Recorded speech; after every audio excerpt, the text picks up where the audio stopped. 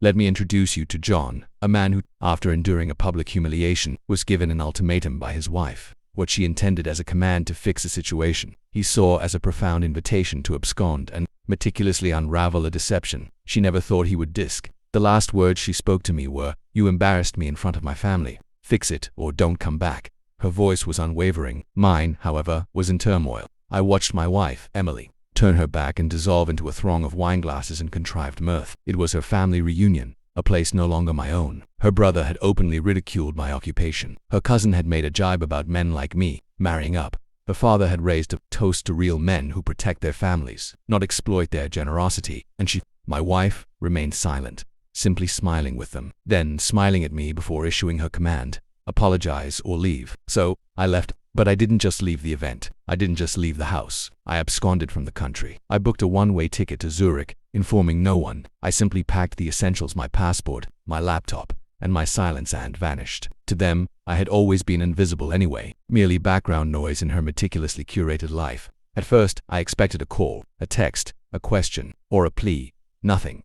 Days passed, then weeks. From afar, I watched her post smiling selfies, group brunches, and solo wine nights. Her captions spoke of healing and proclaimed, "Sometimes losing the wrong person sets you free." I wasn't surprised, but the performance felt vacuous and scripted. I delved deeper. The comments poured in. Her friends offered consolation. Her family celebrated. A few even commented, "He didn't deserve you." That word "deserve" lingered, and I began to question what I had overlooked. My investigation began with a cryptic comment from an obscure account. Did he ever find out about Tom? The message was buried and quickly deleted, but not before I captured a digital copy. Tom Ainane, I hadn't heard in years, her college friend who frequently crashed on our sofa, whose toothbrush had mysteriously remained in our bathroom for months. Back then, I had questioned her, and she had dismissed my concerns as insecurity. Perhaps I was, but now, I had time, distance, and silence. I retrieved every photograph from her social media, comparing dates, backgrounds, and locations.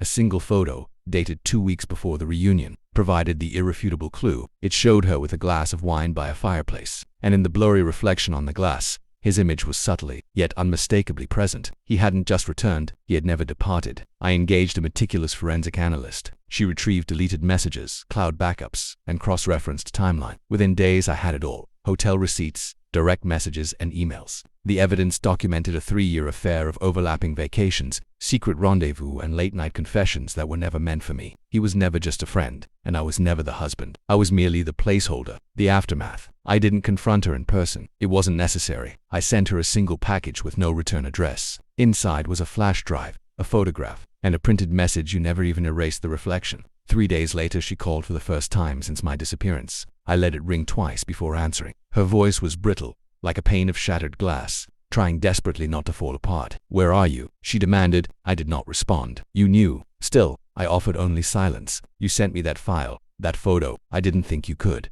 Her breath hitched. I didn't mean for it to go this way. "You were just always so distant." I offered a cold laugh. "Distance wasn't the issue. You were always close, just not to me." A long silence followed. She tried again. "We can talk. I messed up, but maybe—" "I'm not calling to fix anything," I interrupted. "I'm calling to tell you one thing." "What?"